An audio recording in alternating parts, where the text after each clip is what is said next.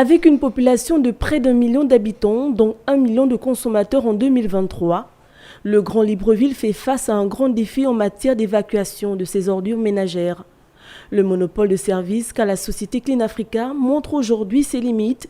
C'est l'une des raisons pour laquelle le gouvernement sortant avait institué une mesure visant à accompagner les maires d'arrondissement à travers la mise en place d'un fonds visant à lutter contre l'insalubrité dans chaque ville. Où en est-on? Les mesures qu'on disait, le concours le plus propre, les mesures où l'on parlait du fonds pour les collectivités locales, nous on les attendait tout simplement. Ce que vous devez savoir, c'est que les mairies d'arrondissement, jusqu'à ce jour, n'ont toujours pas la compétence de pouvoir gérer de manière efficiente la collecte des ordures. Si le ramassage d'ordures ménagères n'incombe pas aux mairies et qu'aucune mesure sur le terrain n'est prise allant dans le sens de responsabiliser chaque mairie, certaines d'entre elles développent des stratégies pour éviter que leur arrondissement ne soit bondé d'ordures ménagères.